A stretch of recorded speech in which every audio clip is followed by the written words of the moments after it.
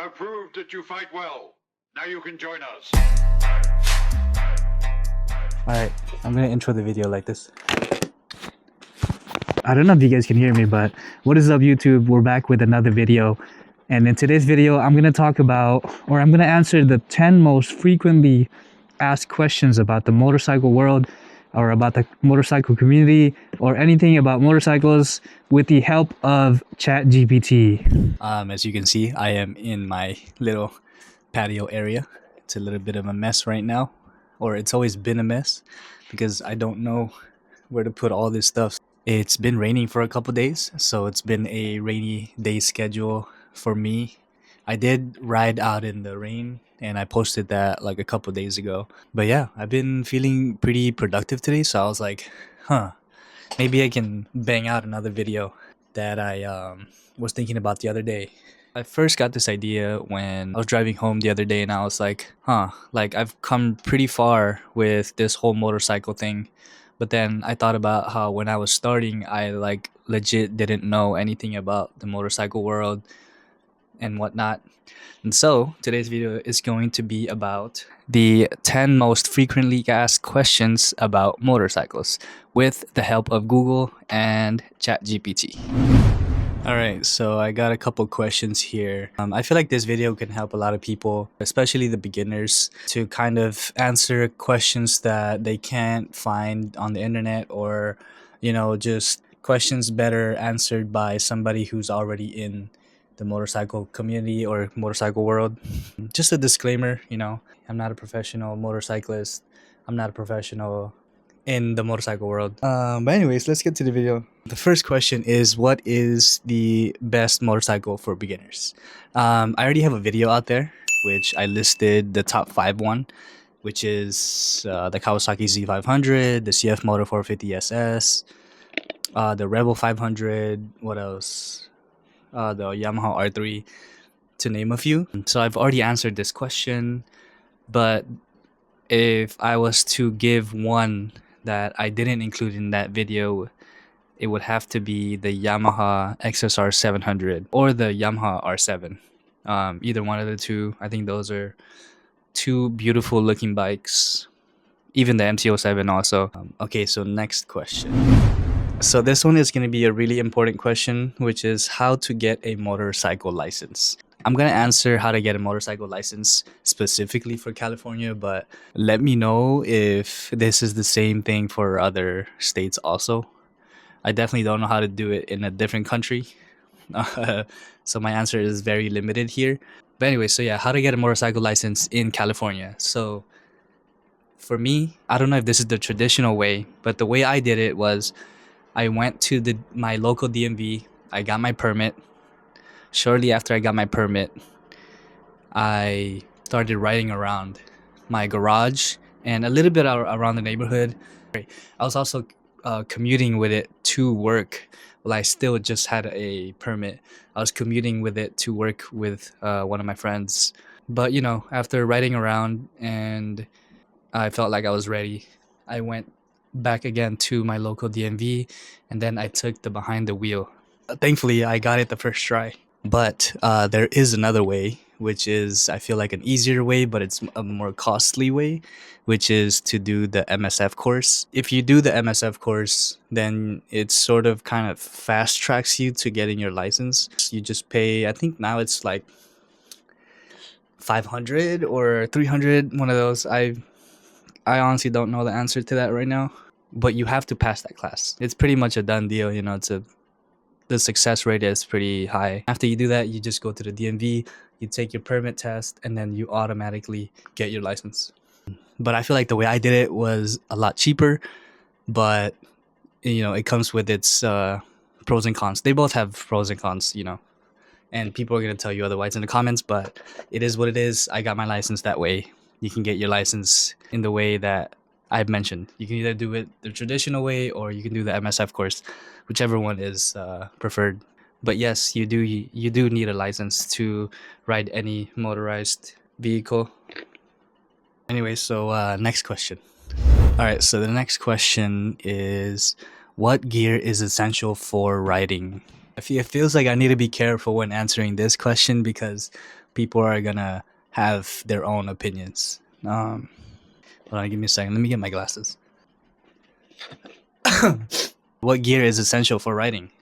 I definitely would have to say leathers, although I don't wear them. But when talking essential, I think about like the proper attire and the proper gear to wear out in the streets. It's going to be very contradictory of me to say this, but you should be wearing gear. Although I'm not always wearing the proper gear, just because I go to the gym, and it's very situational. People are going to tell you otherwise, but it is what it is. I mean, I have my riding jackets, I have riding pants and boots, but to be wearing that every time to wherever I'm going, it just doesn't make sense. For example, let's say I'm wearing full gear to the gym. This wouldn't make sense because I'm gonna have to take that off, put my gym clothes on. It's just too much. Yeah, I mean, it's very situational. I definitely wear gear when I'm riding out in the canyons with my friends, or if I'm going out to, let's say, San Diego or something. I'll wear my jacket and my riding pants, and like I have riding shoes also. Riding pants, you definitely should get riding pants with like knee pads and other padding like on your hips. And then you want riding jacket, back padding, elbow, shoulders, and then rib. And then obviously your helmet, and then some riding shoes. You definitely need those. And that's about it. Oh, definitely proper gloves. The saying of dress for the slide, not the ride, is 100% true. But also know that it is not a matter of if, but it's a matter of when you will slide. It sucks, but it's true. But yeah, anyways, let's move on to the next question. All right, so according to ChatGPT, the next question would be, how dangerous motorcycle riding really is? Now, that's actually a good question. Now that I have just mentioned, it's not a matter of if, but a when. To truthfully answer that question, riding motorcycles is really dangerous, especially here in Los Angeles, or in like very dense traffic sort of city or state or country. But I think if you go into the motorcycle world with that mindset, it kind of puts you to ease a little bit, and just accepting the truth and accepting what is. I would have to say it's very dangerous. Every time I go out there, it's in the back of my head. I've 100% accepted that. It's not a matter of if, but a when. I tell my friends that all the time, but also I listen to my gut. If my gut is telling me not to go on a ride, I definitely will think twice about it. If I shouldn't be riding, then I definitely would not be riding. That's something to definitely keep in the back of your head when going into the motorcycle world. Next question. Best motorcycle for commuting. Okay, I have the best answer for that one. And that is either my Yamaha XSR 900 or the XSR 700. Those are both great options. The reason why I say that is because the style and also the body positioning. That's obviously like the right answer, is just the body positioning when you're commuting, especially if you're riding out pretty far. You want to be seated pretty comfortably, but also like if you feel comfortable in a sport bike, then do it. Don't listen to what the haters are saying, like, oh, that's a sport bike, you shouldn't be commuting in that. No, do whatever the fuck you want because you want to and you like it. But yeah, for me, I like the comfort in the ride, so I definitely would have to go with the XSR 900 or the XSR 700. Very good options. But also, I'm biased because I have both bikes. But it is what it is. They're good motorcycles. Next question. All right, so the next question is, how often to service or maintain a bike? I've always said this: if you take care of your bike, it'll take care of you. You definitely should be maintaining your bike. I would say in increments of 1,000 to 1,500 miles. It really depends on you as the rider, how often you ride the bike, and to what intensity. To generalize the answer to that question, I would have to say kind of analyze how you're using the bike, but also do it as much as possible. Take care of your bike as much as possible, especially maintaining the chain, oil changes, all the fluids, and just being very mindful in all of the wear and tear. So moving on to the next question. Next question says sport bike versus cruiser versus naked versus adventure. What is the best? I think overall, if you want the best of all worlds, I think you should go with a retro bike, because a retro style bike has a cruiser feel, a cruiser look to it, but it can have a sport bike engine. And then if you change the tires a little bit, you get an adventure bike. So I think if you get a retro style bike like the XSR 700 or the XSR 900, you can definitely go in all routes with that. But if you want just one, again, that's very situational. That's very like to each their own type of vibe. Like if you like sport bikes, definitely go for sport bikes. Cruiser bikes, go for cruiser bikes. Adventure bikes, go for adventure bikes. But if I was to answer what is the best bike for all of the categories, I would have to say for sport bikes, for me, ZX-10R. Naked bike, I would choose a Street Fighter from Ducati. Adventure bike, I would do the Transalp from Honda. A cruiser bike, I would have to go a very old school chopper bike DIY from Harley Davidson. Those are nice. A retro bike would have to be the XSR 900. Again, it's very situational, so take a pick and just explore. Next question: how to improve riding skills? Whether it be cornering, braking, clutch control. For me, it's all about repetition. The more you do something, the better you get at it in time. Just like with anything, repetition is what matters the most. To get better at riding motorcycles, I say just ride more. That's it. To an extent, like explore your limits and then see where you're at. But yeah, I would have to say repetition will do the job. Next question is, how many miles is too many miles for a used motorcycle? I haven't bought a used motorcycle before. Or sorry, I did buy one, but it was like 300 miles when I bought it. So it's practically brand new. I don't know. It depends on how the person who previously owned it took care of the bike.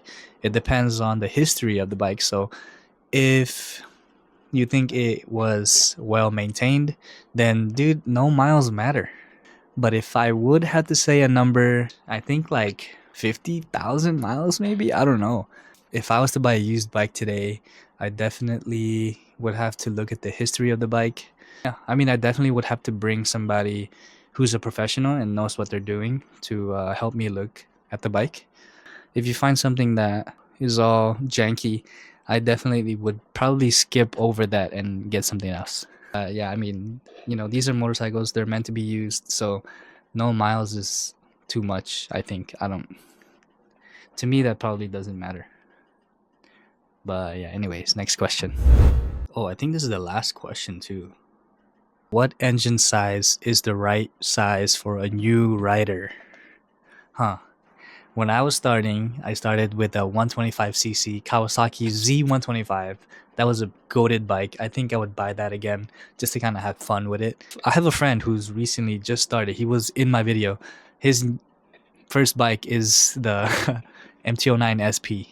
For him, he can handle the bike. He's tall enough, he's muscular enough, he's strong enough to handle the bike. He knows how to drive manual transmission from his previous car.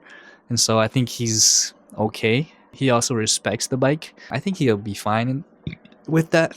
But I think if you're a beginner who literally knows nothing about motorcycles, I think a good middle ground would have to be somewhere between a 400 to 500cc motorcycle. But also, I think if you can handle the Ninja 500, you can definitely handle an R7 or an XSR 700 or an MT-07, because the difference in weight is not that much, but also the power, it's relatively the same. Yeah, so I think I would have to say between 500, 400, 500, 650, 700 cc, like very middleweight class type bikes. If you really want to have fun, I would say a 125 cc for sure, hands down. I would do it, man, just to, ride around the city, mess around. I feel like that's a better option to just kind of ride around the city with your friends in a 125 cc bike. Dude, trust me, if you haven't done so, I would try it. And you can just move on from there, like move on to a bigger bike later. I think it would be essential not to skip the 125 cc. That's just my opinion. Every single one of the answers that I gave you guys for the questions is entirely my opinion. If you don't like it, then who cares? Whatever. Then you don't like it. But yeah, if you made it to the end of the video, I would like to say thank you so much. All right, this is the process for my thumbnails. Shout out the Philippines. Shout out Sec Motor Supply. I've been trying to grind out these videos, kind of pushing myself to get out of my comfort zone and pump out more videos. Thank you guys for watching, and I'll see you guys in the next video. Peace out.